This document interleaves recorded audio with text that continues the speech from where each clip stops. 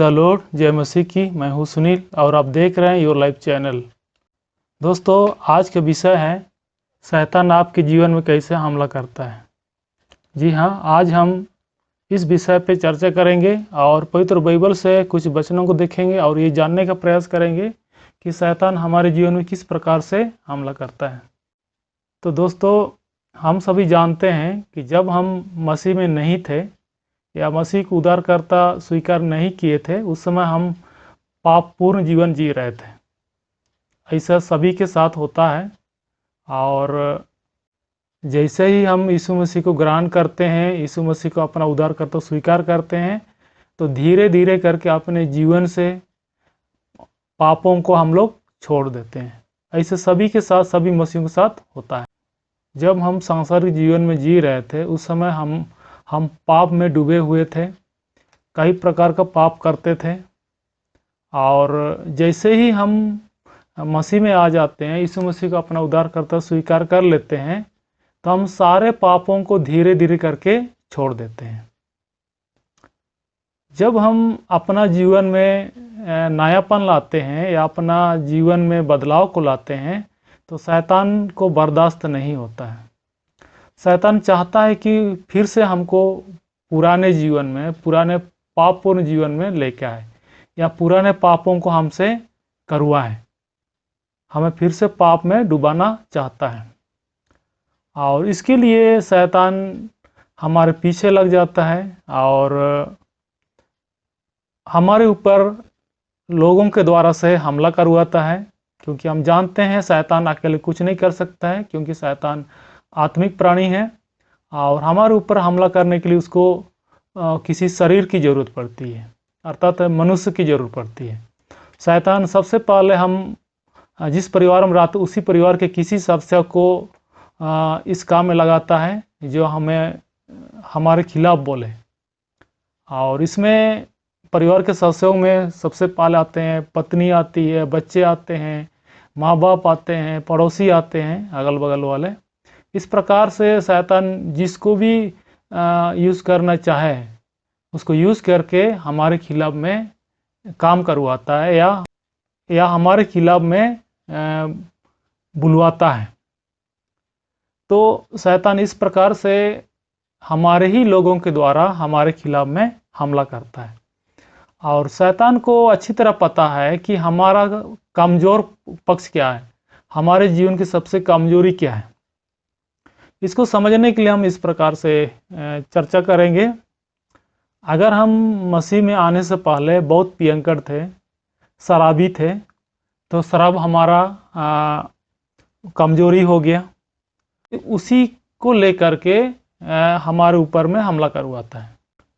या और एक दूसरा उदाहरण हम ले लेते हैं, जैसे हम मसीह में आने से पहले हम चोरी करते थे, तो शैतान हमको उसी के माध्यम से फिर से पाप करवाएगा, हमको चोरी करवाएगा।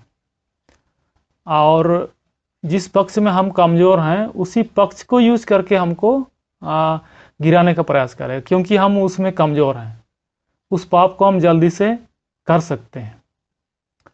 और ये सिर्फ मनुष्यों के साथ ही नहीं होता है, यीशु मसीह के साथ भी ये हुआ। यीशु मसीह के अभी कमज़ोर पक्ष को लेकर शैतान ने उसको परीक्षा में डालने का प्रयास किया, लेकिन यीशु मसीह शैतान के बहकावे में नहीं आया और शैतान को हरा दिए। हम भी अपने जीवन में शैतान का कोई भी हमला होता है तो हम उसका सामना करें और शैतान को हम पराजित करें। और इसको स्पष्ट करने के लिए हम बाइबल से एक वचन को देख लेते हैं और उसके बाद ये बात स्पष्ट हो जाएगी कि शैतान किस प्रकार से हमारे जीवन में हमला करता है। हम वचन देखेंगे लूका रचित सुसमाचार, उसका अध्याय 4 और वचन 2 और 3 को देखेंगे। यहाँ पर लिखा हुआ है, और शैतान उसकी परीक्षा करता रहा, उन दिनों में उसने कुछ ना खाया, और जब दिन पूरे हो गए तो उसे भूख लगी। तब शैतान ने उससे कहा, यदि तू परमेश्वर का पुत्र है तो इस पत्थर से कह कि रोटी बन जाए। यीशु ने उसे उत्तर दिया, लिखा है, मनुष्य केवल रोटी से जीवित ना रहेगा।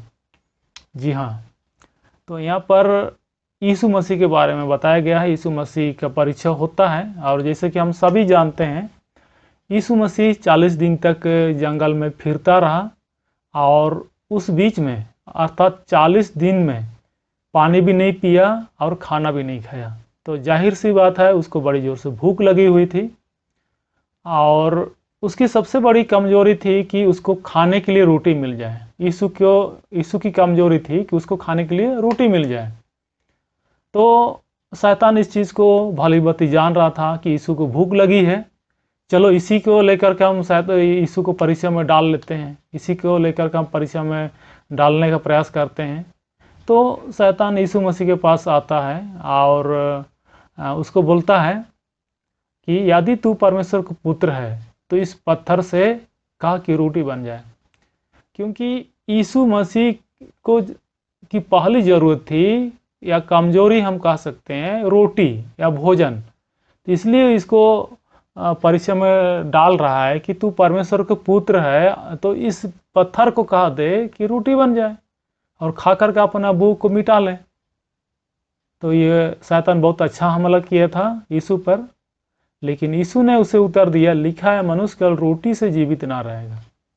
तो यीशु के कहने का मतलब है, जो शैतान को जवाब दिया, उत्तर दिया, उसका मतलब ये है अगर ये पत्थर को मैं रोटी बना के खा भी जाऊंगा मेरा पेट तो भर जाएगा, लेकिन मनुष्य केवल रोटी से जीवित नहीं रहता है, उसको वचन भी चाहिए होता है जो परमेश्वर के मुख से निकलता है, वो वचन भी चाहिए। वो वचन कहाँ से मिलेगा?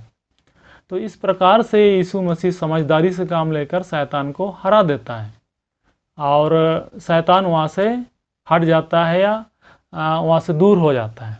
हालांकि आगे में और पढ़ते हैं कि शैतान और भी 2 परीक्षाएं उसको करता है, लेकिन पहला परीक्षा में शैतान हार गया और यीशु मसीह की जीत होती है। तो इस वचन से हमें ये सीख मिलती है, हमको ये समझ में आता है कि शैतान जब भी हमला करता है तो हमारे जीवन के कमज़ोर पक्ष में हमला करता है, जो हमारे जीवन के कमजोरी है, जैसे मैंने पहले उदाहरण दे करके समझाया। इसलिए शैतान जब भी इस प्रकार हमारे जीवन की कमजोरी में हमला करता है, हमको सावधान रहने की ज़रूरत है ताकि हम इसका सामना कर सकें। और हमको पता चल जाता है कि जो भी हमला हमारे ऊपर हो रहा है ये शैतान की ओर से है, तो हमें घबराने की ज़रूरत नहीं है। शैतान सिर्फ हमारे ऊपर हमला करेगा, हमको कभी हरा नहीं सकता है। अगर हम विश्वास में अच्छा हैं तो शैतान हमारा कुछ नहीं बिगाड़ लेगा। हाँ, थोड़ा सा हमारे कामों में अड़चन जरूर डाल सकता है, थोड़ा सा हमें डिस्टर्ब कर सकता है, लेकिन हमेशा के लिए हमारे कामों को रोक नहीं सकता है। तो इस प्रकार से शैतान हमारे जीवन में हमला करता है। आप समझ गए होंगे। आप शैतान के बुरे चालों से बचे रहिए। परमेश्वर आपको आशीष दे। आमीन।